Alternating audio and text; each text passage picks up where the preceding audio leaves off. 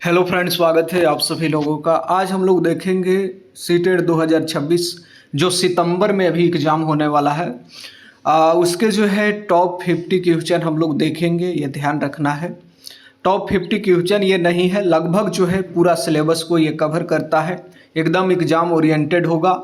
Previous years के जो question पूछे हैं उसी पर बेस होगा और कुछ नए क्वेश्चन शामिल किए गए होंगे। और सभी जो 50 क्वेश्चन आप देख रहे हैं सभी का एक्सप्लेनेशन और जो है वो किस टॉपिक से लिया गया है उसको डिटेल किया जाएगा। तो आप लोग जो है वीडियो में बने रहिएगा और संभवतः लाइक सब्सक्राइब और जो है जहाँ तक भी हो शेयर कर दीजिएगा। यहाँ पर जो है मुख्य फोकस होगा बाल विकास, अधिगम एवं विकास, पियाजे, वाइगोस्की, कोलबर्ग, इंटेलिजेंस यानी बुद्धि के जो थ्योरी होते हैं, अलग अलग बालकों में जो विभिन्नताएं होती है, इंडिविजुअल डिफरेंस, इंक्लूसिव एजुकेशन को देखा जाएगा, समावेशी शिक्षा, लर्निंग और पैडागोजी से रिलेटेड प्रश्न पूछता है लट्टू की तरह घुमाकर, उसको हम देखेंगे। और यहाँ पर मोटिवेशन यानी प्रेरणा को समझेंगे, असेसमेंट मूल्यांकन को समझेंगे, सीसी जो है कंटिन्यूअस एंड कॉम्प्रिहेंसिव एवलूट सतत और व्यापक मूल्यांकन को भी देखेंगे, राष्ट्रीय शिक्षा नीति 2020 के को भी देखा जाएगा। तो ये तमाम चीज़ें जो है इसमें कवर होंगी। आप लोग जो है वीडियो के एंड तक बने रहिएगा और जो है इसे लाइक सब्सक्राइब इत्यादि तो कर ही दीजिए। अब हम सीधा बात करेंगे, पहला सेक्शन आता है बाल विकास से आधारित प्रश्न पूछे जाते हैं और अधिगम से। बाल विकास और अधिगम दोनों एक दूसरे से जुड़े हुए हैं, ये आपको समझ लेना है। जैसे आपका अगर मानसिक विकास सही से हो तो आप जो है चीज़ों को अच्छे ढंग से सीखिएगा, बात क्लियर है। अगर आपका जो है क्या हो जाए शारीरिक विकास सही हो तो आप क्या कीजिएगा, अधिगम यानी लर्निंग को सही ढंग से कर पाइएगा, कोई भी विषय, कोई भी टॉपिक, कोई भी समस्या को समझ पाइएगा। तो दोनों एक दूसरे से कनेक्टेड हैं। अगर आपका अधिगम सही होगा तब जाकर विकास की प्रक्रिया पूरी तरह पूर्ण होगी। विकास में सभी चीज़ें आएंगी, आपका मानसिक परिवर्तन, भावनात्मक, नैतिक, सामाजिक, तो ये संज्ञानात्मक। तो आपका अगर सीखना सही होगा तो बाल विकास भी सही होगा, यानी कि उसके आयाम सही होंगे। दो तीन चीज़ और समझिए। बाल विकास सीधा सीधी क्या है कि बालकों के अंदर वे तमाम परिवर्तनें जो बालक के कह सकते हैं यहाँ पर आयु के अनुसार बदलते रहती है। जैसा उसका हाइट वेट बढ़ रहा है, उसका मानसिक क्षमता बढ़ रहा है, उसका शारीरिक क्षमता बढ़ रहा है, तमाम चीज़ें बाल विकास के तहत आता है, ये ध्यान रखना है। और अधिगम का मतलब है कि आप क्या करते हैं, अधिगम कोई चीज़ को सीखने के लिए आप क्या करते हैं, अनुभव और अभ्यास, ये दो चीज़ें करते हैं। किसी चीज़ को अनुभव करके देख कर सीखते हैं या प्रैक्टिस करके सीखते हैं। तो आप अनुभव और अभ्यास के माध्यम से अपने क्या करते हैं, व्यवहार में परिवर्तन ला देते हैं। जब वो चीज़ें सीख लेते हैं तो उस तरह का व्यवहार आपके अंदर आ जाता है, तो इसी को अधिगम कहते हैं। बस इतनी सी बात है। अब आते हैं, हम पूरा डिटेल कर दिए हैं। तो पहला क्वेश्चन पूछता है कि बाल विकास के संबंध में कौन सा कथन सर्वाधिक उपयुक्त है। बाल विकास के संदर्भ में पूछ रहा है।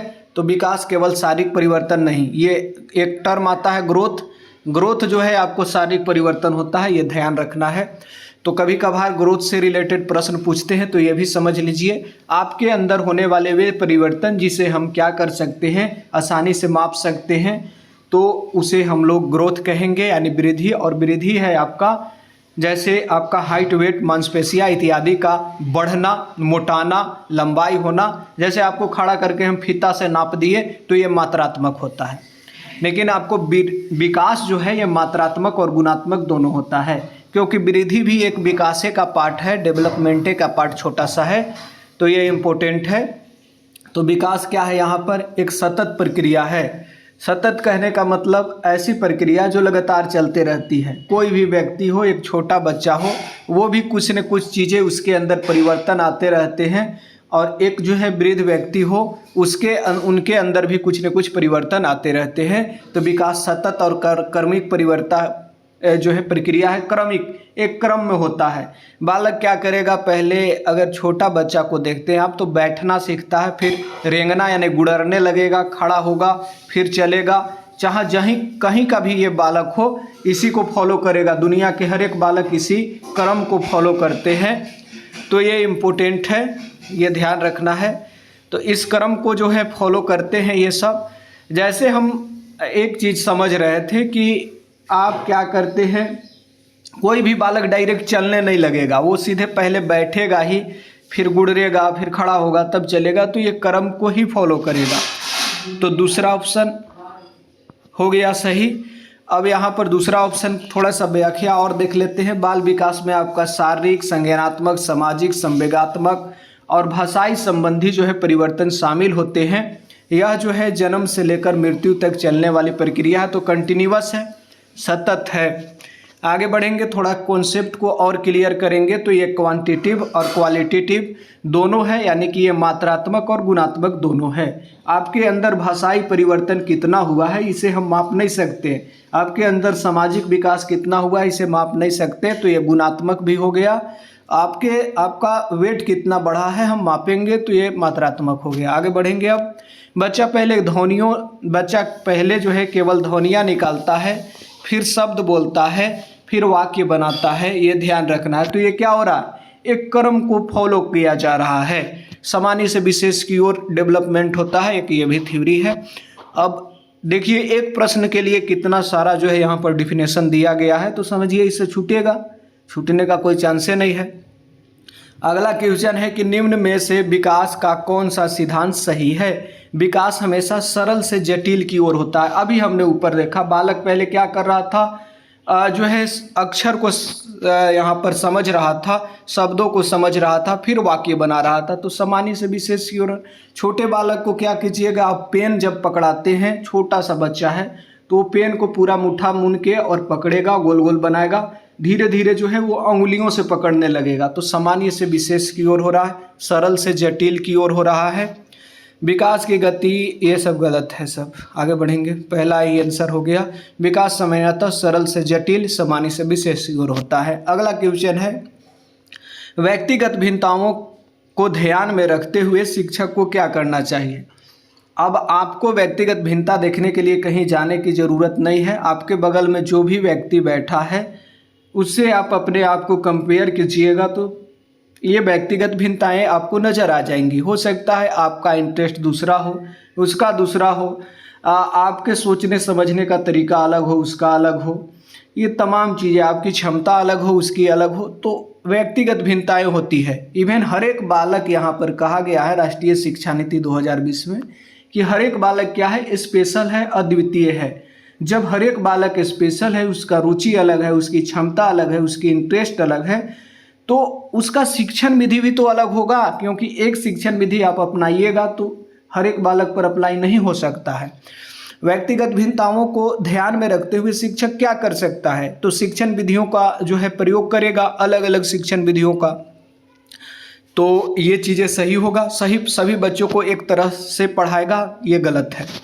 अब आगे बढ़ते हैं। जैसे कि हर एक बच्चा अपनी गति से सीखता है, अपनी रुचि से सीखता है, अपनी क्षमता से सीखता है, अपनी पृष्ठभूमि के अनुसार सीखता है, तो उसकी शिक्षण विधियां भी अलग होनी चाहिए, ये ध्यान रखना। अब पियाजे से क्वेश्चन पूछता है, पियाजे को थोड़ा हम समझ लेंगे। इन्होंने संज्ञान पर जोर दिया है, ठीक है। पियाजे ने संज्ञानात्मक विकास को जो है एक थ्योरी दिया है संज्ञान से रिलेटेड, कि बालक जो है अलग अलग आयु वर्ग में उसका अलग अलग चीज़ों का विकास होता है, कौन कौन से क्षमताएं डेवलप होती है, इन्होंने बात किया है। इन्होंने 4 अवस्थाओं पर जोर दिया है। इन्हीं अवस्थाओं से रिलेटेड प्रश्न आता है। तो पहला प्रश्न ये पूछा गया है कि पियाजे के अनुसार 7 से 11 वर्ष की अवस्था क्या कहलाती है। तो 7 से 11 वर्ष की अवस्था को हम मूर्त संक्रियात्मक अवस्था कहते हैं। मूर्त मतलब क्या हो गया कि बालक यहाँ पर तर्क करने लगेगा और मूर्त चिंतन करने लगेगा। मूर्त मतलब जो उसके आंख के सामने है, चाहे वो जिसे देख रहा है उसके बारे में चिंतन कर सकता है। यहाँ पर अमूर्त चिंतन नहीं कर रहा है बालक, ध्यान रखना है। चारों अवस्थाओं को थोड़ा सा देख लेंगे तो क्लियर हो जाएगा। संवेदी गामक अवस्था जो कि 0 से 2 वर्ष के बालक शामिल होते हैं, ध्यान रखना है। इसमें इंद्रियों के माध्यम से बालक सीखता है और पूर्ण रूप से अपने माता पिता पर, गार्जियन पेरेंट्स पर निर्भर होता है। दूसरा है पूर्व संक्रियात्मक अवस्था जो कि 2 से 7 वर्ष के बालक है। यहाँ पर बालक में के अंदर संरक्षण की भावना विकसित नहीं होती है, ये ध्यान रखना है। और यहाँ बालक जो है 2 से 7 वर्ष में इसके अंदर भाषाई डेवलपमेंट होना शुरू हो जाता है, भाषाई विकास तेजी से होता है। आप इसे ऑब्जर्वेशन अवलोकन के माध्यम से भी देख सकते हैं। जो इस आयु वर्ग के बच्चे हैं उनको देखकर ये चीज़ पता कर सकते हैं। तो 2 से 7 वर्ष के जो बालक होते हैं, जैसे हम इन्हें 2 गिलास में पानी दे दिए, एक बड़ा गिलास एक छोटा गिलास, तो बालक क्या करेगा, बड़ा गिलास लेगा, भले ही पानी की मात्रा बराबर हो। तो ये चीज़ें आपको ध्यान रखना है। तो ये अवस्था किसकी आएगी, यहाँ से प्रश्न बनता है पूर्व संक्रियात्मक। तीसरा है मूढ़ संक्रियात्मक अवस्था, इसी से प्रश्न पूछे गए हैं। ये 7 से 11 वर्ष के जो है बालक इसमें आते हैं पियाजे के अनुसार। और ये जो है क्या करते हैं कि मूढ़ चिंतन करने लगते हैं, सही गलत का इनको पता चल जाता है, ये ध्यान रखना है। और संरक्षण की भावना इसमें विकसित हो जाती है। फिर आता है औपचारिक संक्रियात्मक अवस्था, जो कि 11+ के बालक होते हैं, 11 वर्ष या इससे ज़्यादा के बालक औपचारिक में आएंगे। यहाँ पर बालक क्या करने लगेगा, अमूढ़ चिंतन करने लगेगा, ध्यान रखना है, अमूढ़ चिंतन। तो ये चीज़ें 4 अवस्थाओं को थोड़ा सा देख लीजिए। संवेदी गामक अवस्था 0 से 2 वर्ष, वस्तु अस्थायित्व की अवस्था है, ऑब्जेक्ट परमानेंस की। पूर्व संक्रियात्मक अवस्था 2 से 7 वर्ष, अकेंद्रित यानी ईगोसेंट्रिज्म इनके अंदर होता है। इनसे जो है आप खिलौना लीजिएगा तो ये क्या करेंगे, आपको नहीं देंगे अपने समान। तीसरा है मूढ़ संक्रियात्मक अवस्था 7 से 11, इसमें बालक तार्किक चिंतन करने लगता है, क्रिटिकल थिंकिंग करने लगता है, तर्क। लेकिन तर्क का स्तर क्या होता है, मूर्त स्तर पर तर्क करता है। अब क्या है, औपचारिक संक्रियात्मक अवस्था 11+ है, ये अमूर्त तर्क करने लगता है, यानी अमूर्त स्तर पर जो उनके आंखों के सामने नहीं है उनके बारे में भी वो तर्क करने लगेगा। तो ये चीज़ें अब हमने समझा। तो अगला प्रश्न की ओर बढ़ेंगे। एक बच्चा मानता है कि लंबा गिलास अधिक पानी रखता है, जबकि दोनों गिलास में जो है पानी की मात्रा समान है, यह किस अवस्था को बताता है। अभी हमने जो है पियाजे के अवस्थाओं को डिस्कस किया, तो इसमें सेकेंड अवस्था पूर्व संक्रियात्मक अवस्था, जो कि संरक्षण की भावना, यहाँ पर बात करें, यहाँ पर है केंद्रीकरण की भावना होती है। संरक्षण की भावना जो है आपको क्या होगा, 7 से 11 वर्ष के बालक में होगा, जो मूर्त चिंतन करेंगे, और 2 से 7 वर्ष के बालक में केंद्रीकरण की भावना होगा, ये ध्यान रखना है। तो केंद्रीकरण के अंदर ये चीज़ आ जाएगा, जो कि पूर्व संक्रियात्मक अवस्था है। बच्चा केवल गिलास की ऊंचाई को ध्यान दे रहा है और चौड़ाई को नज़रअंदाज कर रहा है, यह पूर्व संक्रियात्मक अवस्था की विशेषता है। आइए अगला क्वेश्चन पियाजे से भी एक और लिया गया है। तो पियाजे के अनुसार बच्चे का ज्ञान किस प्रकार विकसित होता है। तो पियाजे ये मानते हैं कि बच्चा क्या करता है, एक्टिवली रूप से यानी सक्रिय, खुद करके सक्रिय रूप से वातावरण के साथ अंतःक्रिया करके अपने ज्ञान का निर्माण करता है। तो बी ऑप्शन हो जाएगा। पियाजे जो है रचनावाद के मनोवैज्ञानिक हैं, पियाजे हो गए चाहे वाइगोस्की। तो यहाँ पर क्या है, पियाजे मानते हैं कि एक्टिव लर्नर प्लस कंस्ट्रक्टिज्म की ये बात करते हैं, रचनावाद की। तो पियाजे कैसे मनोवैज्ञानिक हो गए, रचनावादी। अब अगला क्वेश्चन कह रहा है कि एक जानकारी को अपने मौजूदा मानसिक संरचना में शामिल करना कहलाता है। ठीक है, एक जानकारी को क्या कर रहा है, अपने मानसिक जो पियाजे ये मानते हैं, पियाजे का ही मानना है कि हर एक बालक के अंदर एक मानसिक संरचना होती है, ढांचा होता है, जिसे स्कीमा कहा जाता है। और ये स्कीमा जो है कह रहा है कि इसी स्कीमा में हम क्या किया जा रहा है, नई जानकारी को डाला जा रहा है, शामिल किया जा रहा है। तो नई जानकारी को डालना क्या है, समायोजन। क्या है यहाँ पर, अरे यहाँ पर आत्मसात्करण हो जाएगा। आत्मसात्करण, परिवर्तन करना समायोजन है, एकोमोडेशन, ये ध्यान रखना है। तो हम क्या कर रहे हैं, जो पुरानी जानकारी है उसमें हम नई जानकारी डाल दे रहे हैं। जैसे बालक के अंदर ये जानकारी पहले से बना हुआ है कि जो 4 पैर वाले जितने भी जानवर होते हैं वो कुत्ता होते हैं, ठीक है। अब वो क्या करता, एक बिल्ली को देख लेता है और उसे कुत्ता कहने लगता है। तो ये नई जानकारी डाल रहा है, उसमें कह रहा है कि जो 4 पैर है बिल्ली का भी इसलिए कुत्ता है। तो ये क्या, इसे हम लोग कहेंगे आत्मसात्करण यानी एसिमिलेशन।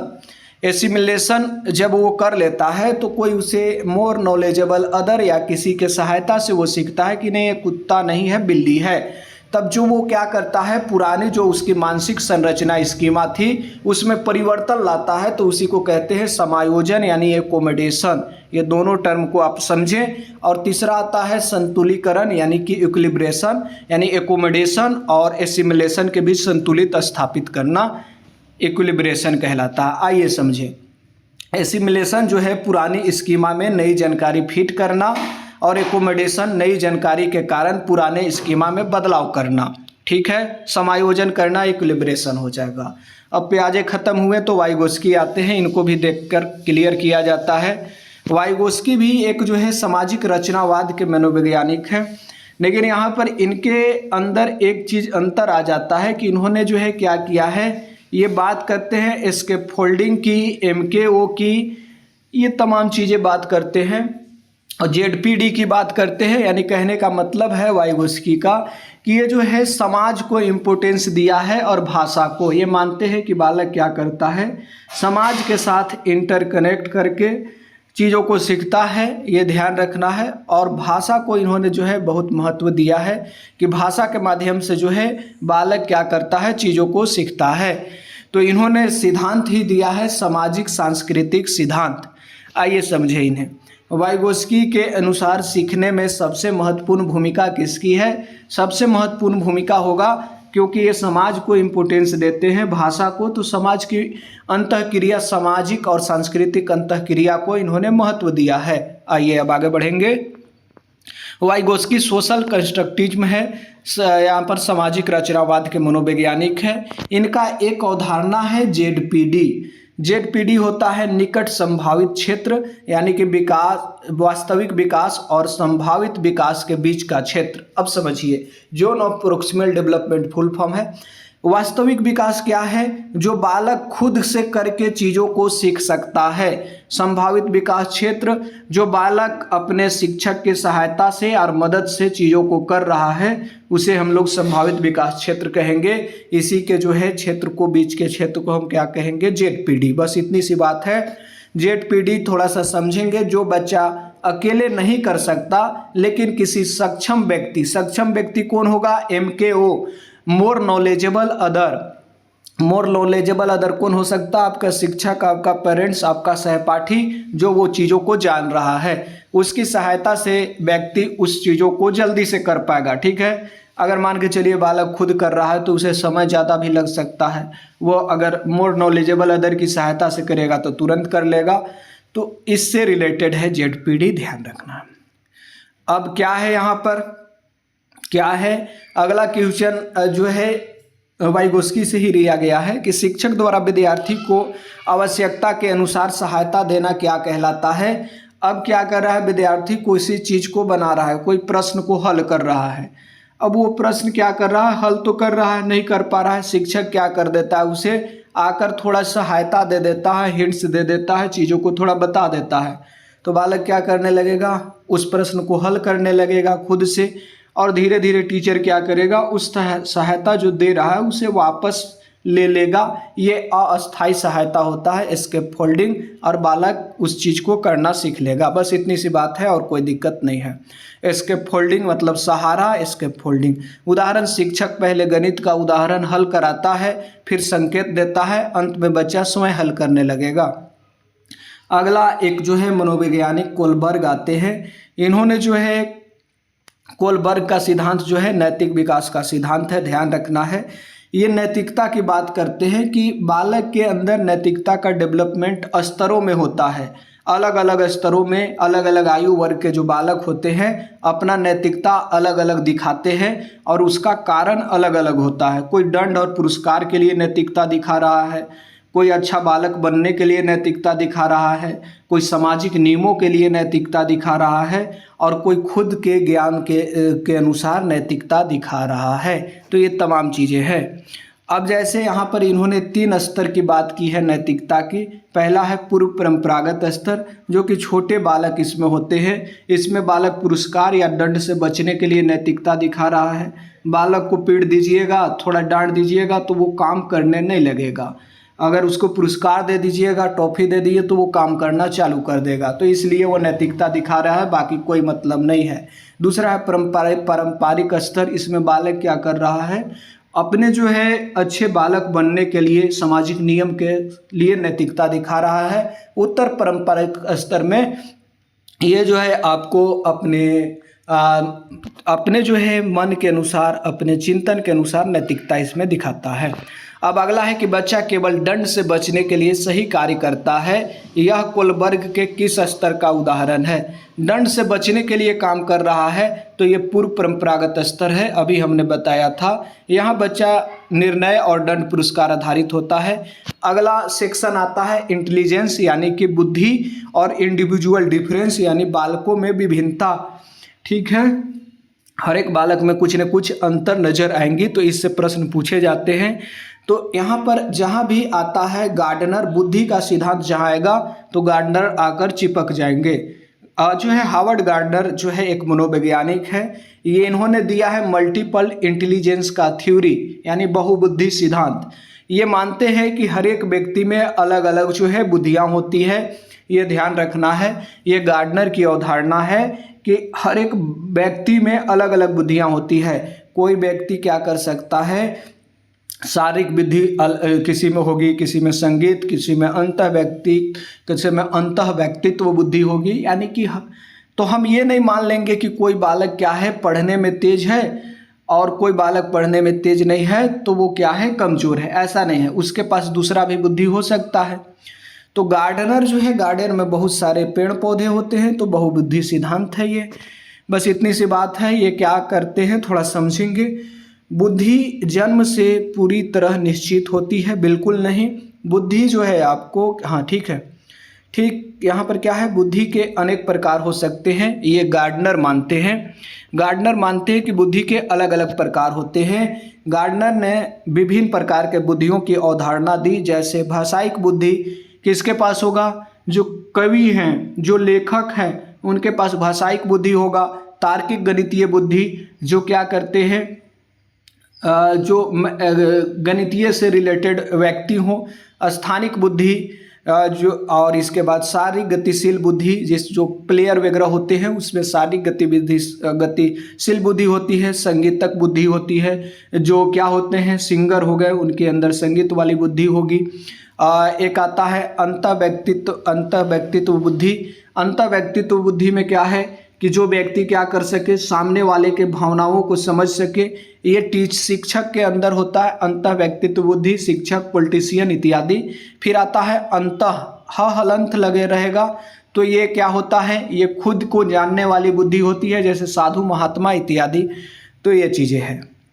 अब आते हैं अगला, एक विद्यार्थी गणित में कमज़ोर है लेकिन संगीत में अत्यंत अच्छा है। गार्डनर के अनुसार शिक्षक को क्या करना चाहिए। कोई व्यक्ति क्या है कि गणित को सही नहीं बना पाता है लेकिन वो संगीत में तेज है, ठीक है। गार्डनर बहुबुद्धि पर ही चर्चा करते हैं, तो गार्डनर के अनुसार टीचर क्या करेगा, टीचर करेगा कि उसकी विभिन्न क्षमताओं को पहचानेगा, ये ध्यान रखना है।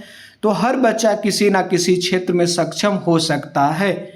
सीटेट जो है फिलोसफी ये कहता है। अगला क्वेश्चन है इंटेलिजेंस के बारे में कौन सा कथन उचित है। बुद्धि के बारे में तो केवल आईक्यू ही बच्चों की पूरी क्षमता बताता है, नहीं, बुद्धि के विभिन्न संदर्भों को समझना चाहिए, इंटेलिजेंस का मेन कथन ये है।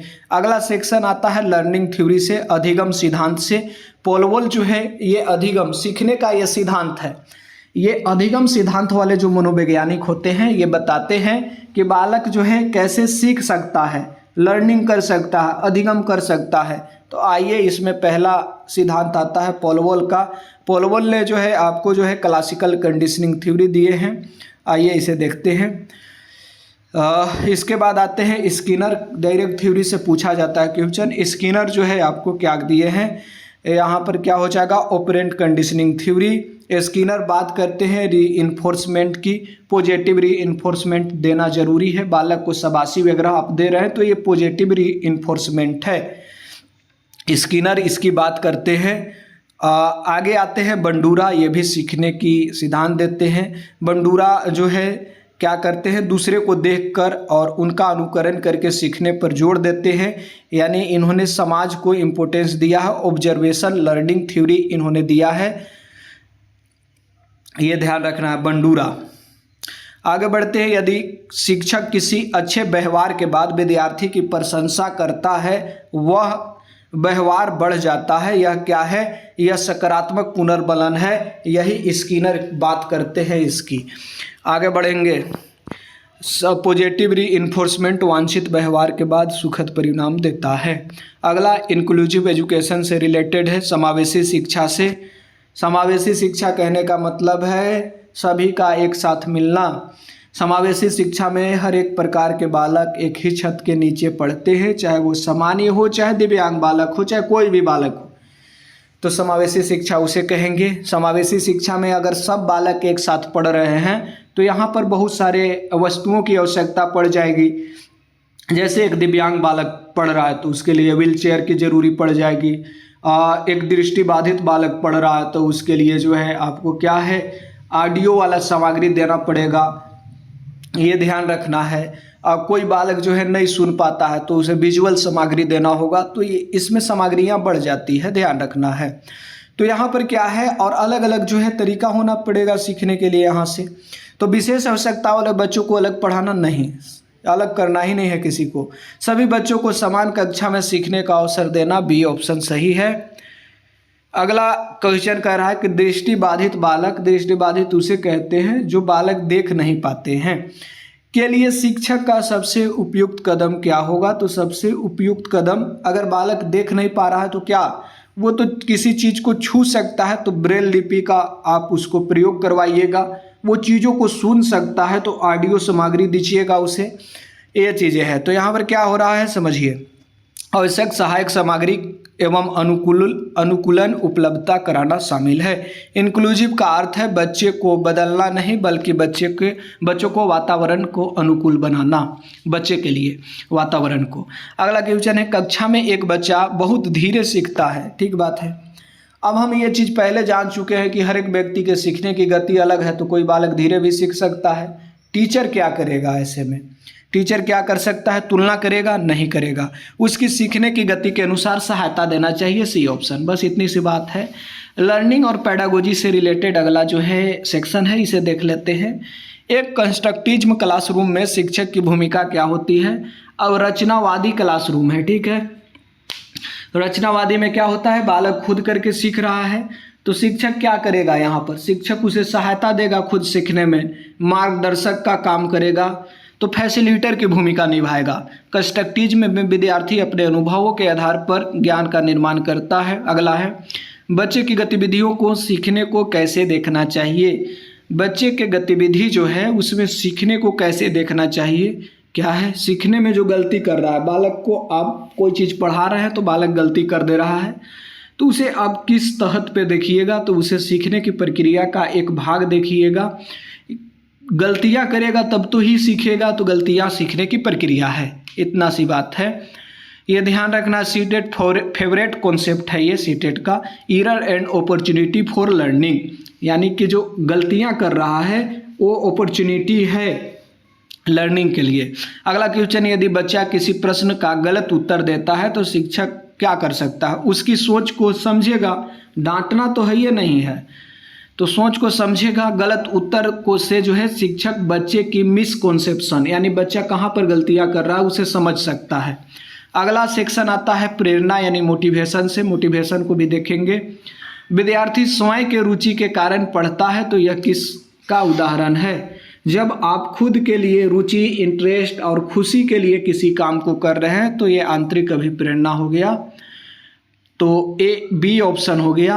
इंस्टिंक्ट मोटिवेशन में अंदर से आने वाली प्रेरणा, जैसे आपको हिंदी पढ़ना अच्छा लगता है इसलिए हिंदी पढ़ रहे हैं तो ये आपका आंतरिक अभिप्रेरणा है।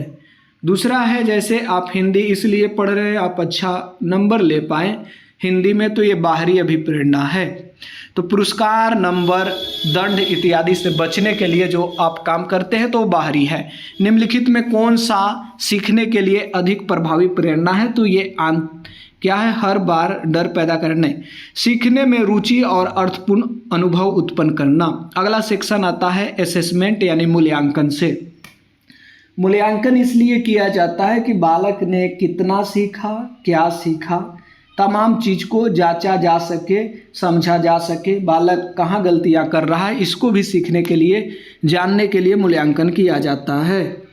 तो पहला मूल्यांकन से प्रश्न आता है, फॉर्मेटिव असेसमेंट का मुख्य उद्देश्य क्या है। फॉर्मेटिव असेसमेंट क्या होता है, ये आपको शिक्षण के दौरान होता है। जब पढ़ाते रहता है टीचर तो आपसे प्रश्न पूछता है, क्लास वर्क देता है, होमवर्क देता है, तो ये सीखने के दौरान होता है। फॉर्मेटिव असेसमेंट सीखने के दौरान हो रहा तो आपका सुधार करने के लिए हो रहा है। जैसे क्लास में आपसे शिक्षक एक प्रश्न पूछता है, आप नहीं बताएं तो वो फीडबैक देगा आपको और उसे सुधार करेगा, तो ये सीखने के दौरान सुधार हेतु किया जाता है फॉर्मेटिव असेसमेंट। इसीलिए इसे हम कहते हैं असेसमेंट फॉर लर्निंग, यानी कि सीखने के लिए असेसमेंट। अगला आता है समेटिव असेसमेंट। ये आपको जो है क्या होता है, सत्र के अंत में होगा, यानी वार्षिक परीक्षा, अर्धवार्षिक परीक्षा, बोर्ड परीक्षा, ये तमाम चीज़ें। समेटिव असेसमेंट में आपको क्या किया जाता है, सामान्यतः आपने क्या सीखा है वो बताया जाता है कि आपने जो है कितना सीखा। तो इसमें आपको एक प्रमाण पत्र मिल जाएगा, मार्कशीट मिल जाएगा। तो ये चीज़ें हैं। तो ये क्या है कि इकाई सत्र के अंत में उपलब्धि जानने के लिए किया जाता है, ये ध्यान रखना है। अब अगला क्वेश्चन है डायग्नोस्टिक असेसमेंट। डायग्नोस्टिक असेसमेंट का मतलब है कि बालक का मूल्यांकन इसलिए किया जा रहा है कि बालक कहाँ पर गलतियाँ कर रहा है उसको जाना जा सके। जैसे कोई बालक प्रश्न बना रहा है, वो प्रश्नों को सही ढंग से नहीं बना पा रहा है, चाहे गलतियाँ कर रहा है, तो उन गलतियों को पहचाना जाएगा कि ये बालक क्यों गलतियाँ कर रहा है। तो इसे डायग्नोस्टिक असेसमेंट कहते हैं, ये ध्यान रखना है। तो ये इम्पोर्टेंट है, ये ध्यान रखना है। तो ये क्या हो जाएगा, यहाँ पर समस्या या कमजोरी के पहचानने के लिए डायग्नोस किया जाता है। डायग्नोस्टिक असेसमेंट के बाद रेमेडियल टीचिंग करवाया जाता है, यानी रेमेडियल बाद में आएगा, डायग्नोस्टिक पहले आएगा, ये इम्पोर्टेंट है। रेमेडियल में क्या है, जब समस्या डायग्नोस के द्वारा पहचाना गया तो उसका उपचार किया जाएगा। अब आता है पोर्टफोलियो किसका उदाहरण है। पोर्टफोलियो की जब बात होती है तो विद्यार्थियों के कार्यों का ये संग्रह होता है कि विद्यार्थी ने क्या क्या कार्य किए हैं, उसका एक डेटा होता है। तो बी ऑप्शन होगा। पोर्टफोलियो में विद्यार्थी की प्रगति और सीखने की प्रक्रिया को समझा जा सकता है। अगला सेक्शन है सीसीई और एनईपी 2020, यानी सतत और व्यापक मूल्यांकन और राष्ट्रीय शिक्षा नीति 2020। पहला क्वेश्चन है इसमें, सीसीई का मुख्य जोर किस पर है। सीसीई का मतलब होता है, इसके 2-3 टर्म थोड़ा समझ लीजिए। सी मतलब होता है कंटिन्यूअस, जो सालों भर क्या हो जाता रहे, आकलन आपका किया जाता रहना चाहिए। यानी कि सालों भर आपका टीचर क्या करेगा, देखते रहेगा, क्लास वर्क दे रहा है, होमवर्क दे रहा है, आपको जो है अपने से अवलोकन कर रहा है, तो ये कंटिन्यूअस हो रहा है सालों भर। कॉम्प्रिहेंसिव, दूसरा सी का मतलब है कॉम्प्रिहेंसिव, मतलब व्यापकता। आपके तमाम पक्ष यहाँ पर देखे जा रहे हैं, शैक्षिक हो चाहे सह शैक्षिक हो, सभी पक्ष देखे जा रहे हैं। इवोल्यूशन मतलब हो यहाँ पर आकलन, ये ध्यान रखना है। तो टीचर क्या कर रहा है, सालों भर आपको चीज़ों को देख रहा है। तो ये सतत और व्यापक मूल्यांकन होता है। अगला क्वेश्चन है, एनईपी 2020 के अनुसार असेसमेंट का मुख्य उद्देश्य क्या होना चाहिए। राष्ट्रीय शिक्षा नीति 2020 है, नेशनल एजुकेशन पॉलिसी। 2020 में जो है असेसमेंट यानी मूल्यांकन की बात हो रहा है। तो मूल्यांकन सीखने में सुधार और जो है कॉम्पिटेंसी का विकास करना चाहिए। तो बी ऑप्शन हो जाएगा। मूल्यांकन, यहाँ पर एक इम्पोर्टेंट बात है, आपको बालकों से रटवाना नहीं है। जहाँ रूट लर्निंग वाला ऑप्शन आएगा इसे काट सकते हैं आसानी से।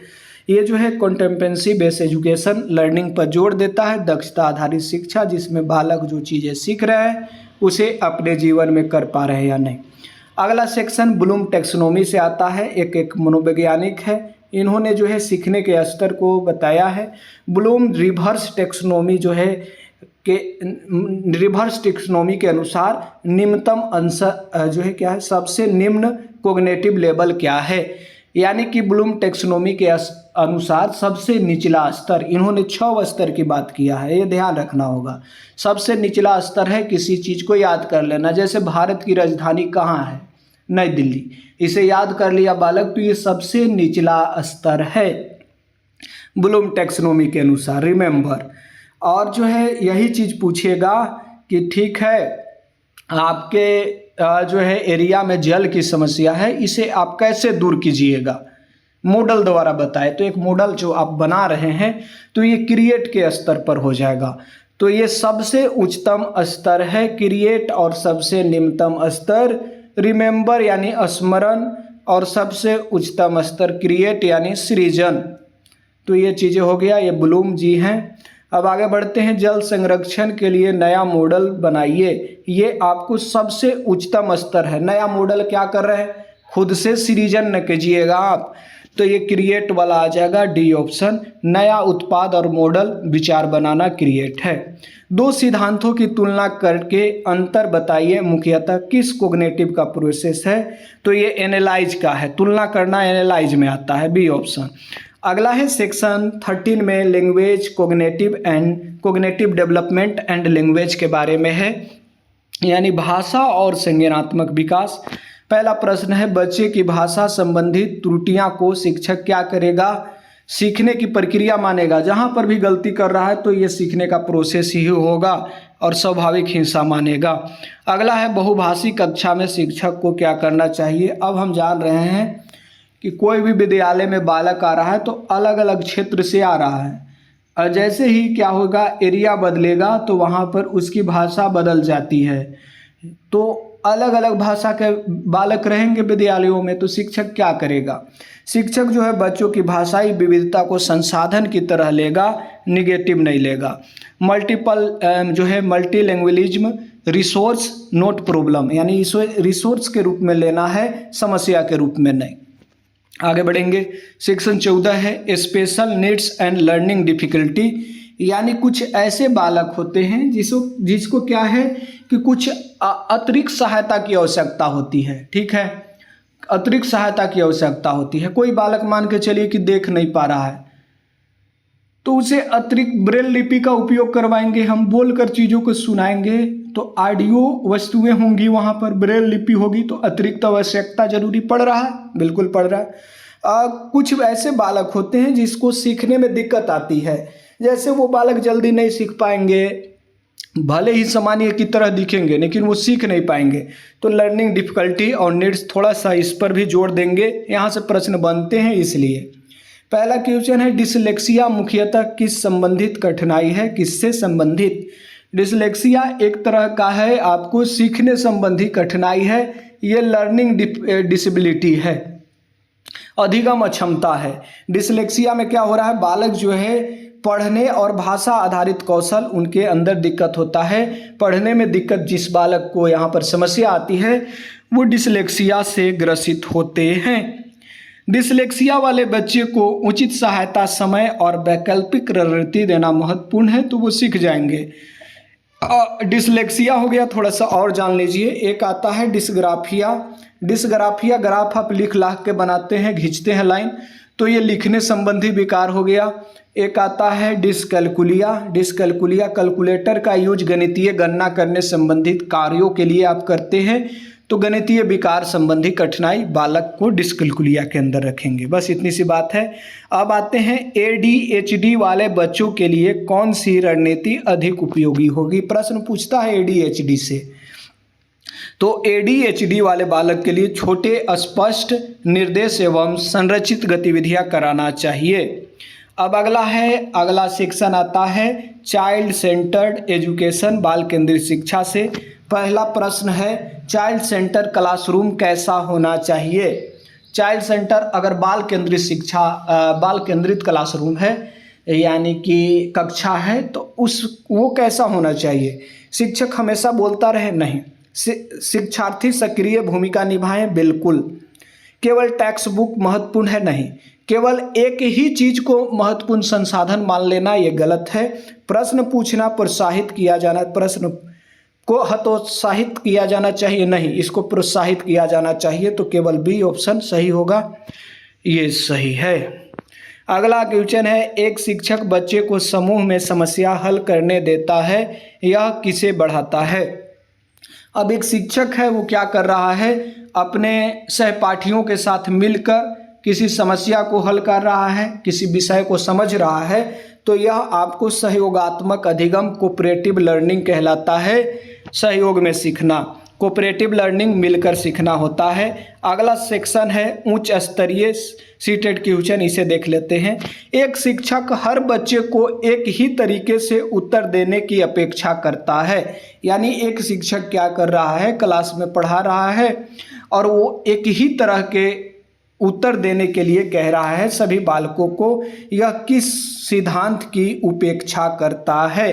अब हम ये चीज़ पहले पढ़ चुके हैं कि हर एक व्यक्ति अलग है। लट्टू की तरह देखिए कैसे घुमा रहा है, तो लट्टू की तरह जब क्वेश्चन घूमेगा तो हर एक व्यक्ति, हम ये पहले जान चुके हैं कि हर एक बालक में व्यक्तिगत भिन्नताएं हैं और शिक्षक यहाँ पर चाह रहा है कि हर एक बालक एक ही आंसर दे, तो ये व्यक्तिगत भिन्नता के सिद्धांत की उपेक्षा कर रहा है।